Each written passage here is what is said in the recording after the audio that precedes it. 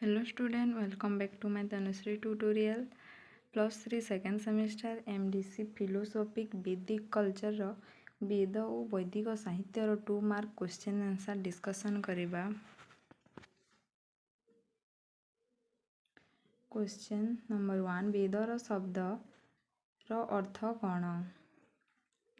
ବେଦର ଅର୍ଥ ହେଉଛି ଜ୍ଞାନ, ଏହା ବିଦ୍ ଧାତୁରୁ ଉତ୍ପନ୍ନ। କ୍ୱେଶ୍ଚିନ୍ ନମ୍ବର 2, ବେଦ କେତେ ପ୍ରକାର? ବେଦ ହେଉଛି 4 ପ୍ରକାର: ଋଗ୍ବେଦ, ଯଜୁର୍ବେଦ, ସାମବେଦ, ଅଥର୍ବବେଦ। କ୍ୱେଶ୍ଚିନ୍ ନମ୍ବର 3, ବେଦର ନାମ କ'ଣ? ବେଦକୁ ଶ୍ରୁତି ବୋଲି କୁହାଯାଏ। କ୍ୱେଶ୍ଚିନ୍ ନମ୍ବର 4, ବେଦ କାହିଁକି ଅପୁରୁଷୀୟ? ଆନ୍ସର୍ ହେବ ବେଦ ମନ୍ତ୍ର ଋଷିମାନେ ଦିବ୍ୟ ଦୃଷ୍ଟି ଦ୍ୱାରା ପ୍ରାପ୍ତ କରିଥିଲେ। କ୍ୱେଶ୍ଚିନ୍ ନମ୍ବର 5, ବୈଦିକ ସାହିତ୍ୟର ମୁଖ୍ୟ ଭାଗ କ'ଣ?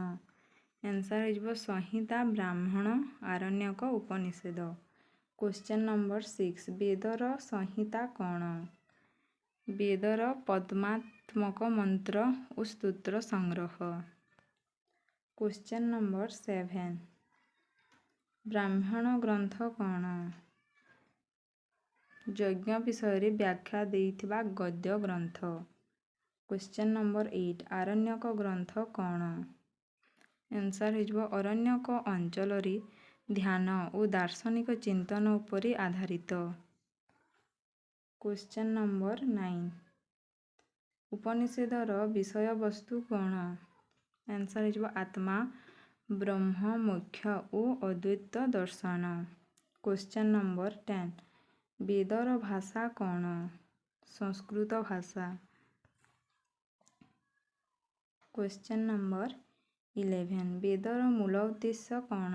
ଆନ୍ସର୍ ହେଇଯିବ ଜୀବନକୁ ନିୟମ ଓ ଆଦର୍ଶମୂଳକ କରିବା। କ୍ୱେଶ୍ଚିନ୍ ନମ୍ବର 12, ବେଦରେ ଦେବତାମାନଙ୍କ ସ୍ଥାନ କ'ଣ? ଆନ୍ସର୍ ହେଇଯିବ ଅଗ୍ନି, ବାୟୁ, ଇନ୍ଦ୍ର ଇତ୍ୟାଦି ଦେବତାଙ୍କ ସ୍ତୁତି। କ୍ୱେଶ୍ଚିନ୍ ନମ୍ବର 13, ବେଦର ଦାର୍ଶନିକ ମୂଲ୍ୟ କ'ଣ? ଆନ୍ସର୍ ହେଇଯିବ ବ୍ରହ୍ମ ଓ ଆତ୍ମା ବିଷୟରେ ଗଭୀର ଚିନ୍ତନ। କ୍ୱେଶ୍ଚିନ୍ ନମ୍ବର 14, ବେଦର ଐତିହାସିକ ମୂଲ୍ୟ କ'ଣ? ଆନ୍ସର୍ ହେଇଯିବ ଭାରତୀୟ ସଂସ୍କୃତିର ପ୍ରାଚୀନତମ ଲିଖିତ ଦଲିଲ।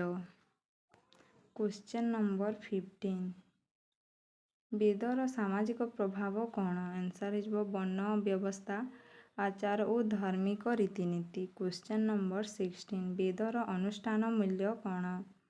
ଆନ୍ସର୍ ହେଇଯିବ ଯଜ୍ଞ, ପୂଜା ଓ ଧାର୍ମିକ କାର୍ଯ୍ୟର ନିୟମିତ ବ୍ୟବସ୍ଥା। କ୍ୱେଶ୍ଚିନ୍ ନମ୍ବର 17, ବେଦ ଓ ଉପବେଦର ସମ୍ପର୍କ କ'ଣ? ଉପବେଦ ବେଦର ଶାଖା, ବ୍ୟବହାରିକ ଶାଖା ଯଥା ଆୟୁର୍ବେଦ, ଧନୁର୍ବେଦ। କ୍ୱେଶ୍ଚିନ୍ ନମ୍ବର 18, ବେଦ ଅନୁସାରେ ଜୀବନଶୈଳୀ କ'ଣ? ଆନ୍ସର୍ ହେଇଯିବ ଧର୍ମ, ଅର୍ଥ, କାମ, ମୋକ୍ଷ ଉପରେ ଆଧାରିତ। କ୍ୱେଶ୍ଚିନ୍ ନମ୍ବର 19, ବେଦ ଅନୁସାରେ ଶିକ୍ଷାର ମୂଲ୍ୟ କ'ଣ? ଆନ୍ସର୍ ହେଇଯିବ ଶ୍ରବଣ, ମନନ, ନିଧିଧ୍ୟାସନ ମାଧ୍ୟମରେ ଜ୍ଞାନ। କ୍ୱେଶ୍ଚିନ୍ ନମ୍ବର 20, ବେଦ ଓ ଭାରତୀୟ ସଂସ୍କୃତିର ସମ୍ପର୍କ କ'ଣ? ଆନ୍ସର୍ ହେଇଯିବ ବେଦ ଭାରତୀୟ ସଂସ୍କୃତିର ମୂଳ ଆଧାର ଓ ଆତ୍ମା। କ୍ୱେଶ୍ଚିନ୍ ନମ୍ବର 21, ବେଦର ଶାଖା କ'ଣ?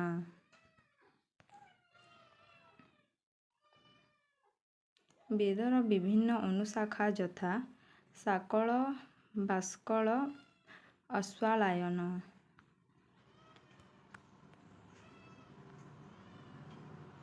କ୍ୱେଶ୍ଚିନ୍ ନମ୍ବର 22, ବେଦର ଛନ୍ଦ ବିଧାନ କ'ଣ? ବେଦର ମନ୍ତ୍ରଗୁଡ଼ିକ ଗାୟତ୍ରୀ, ଉଷ୍ମିକ, ଅନୁଷ୍ଟୁପ୍ ଛନ୍ଦରେ ରଚିତ। କ୍ୱେଶ୍ଚିନ୍ ନମ୍ବର 23, ବେଦର ମନ୍ତ୍ର କିପରି ପ୍ରସାରିତ ହେଲା? ଆନ୍ସର୍ ମୌଖିକ ପରମ୍ପରା ଦ୍ୱାରା ଋଷିମାନେ ପ୍ରସାର କରିଥିଲେ।